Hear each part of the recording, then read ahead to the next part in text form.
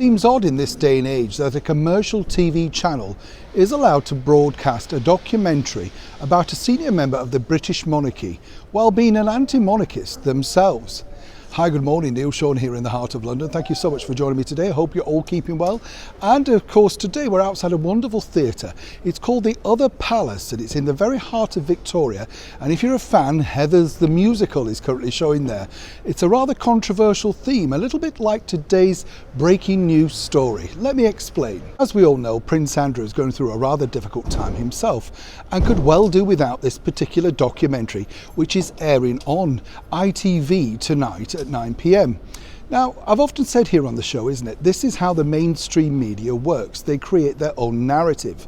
This particular lady who is hosting this show all about Epstein, Prince Andrew and Ghislaine Maxwell has openly cited the fact that she seemingly is not that keen on the British monarchy. In fact, she went on air recently claiming that the British monarchy, well, were given millions of pounds, of course, but it was really just something of a facade.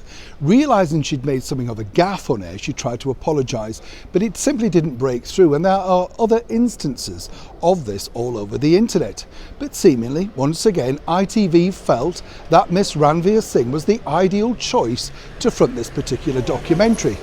It gets even worse though, because as we now know, and as I've said before, the mainstream media decide the narrative that they wish to undertake. So we see Miss Singh openly ringing a defunct number for Prince Andrew from the Epstein Black Book. Not only that, she also then decides to make it all about herself. And this is because, of course, she claims that she underwent something similar while growing up. Now, we don't wish that on anybody, but really, is this the time or the place? If you're a serious journalist, you don't need to empathise or indeed connect, you're simply there to tell the story. Now, what I find baffling, as I say, about this particular documentary in itself is ITV have decided already that it's a good time to broadcast this.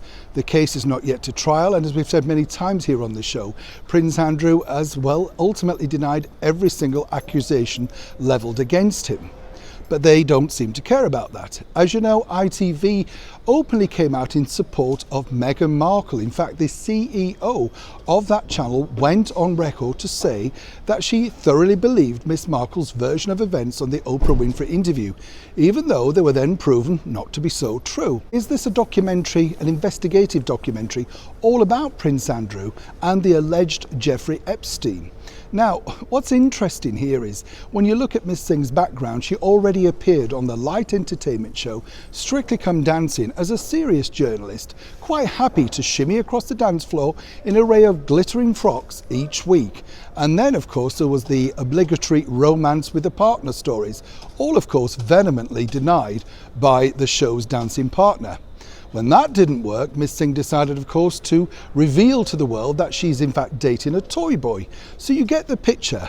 They're all about themselves and, of course, creating their own brand, making sure that they're known to everybody. But about the story, is she truly the right person to be fronting such a documentary when we already openly know she's certainly no fan of the British monarchy? And if I were ITV, I would have basically looked into someone else who could be a little bit more impartial, given the sensitivity of the subject matter.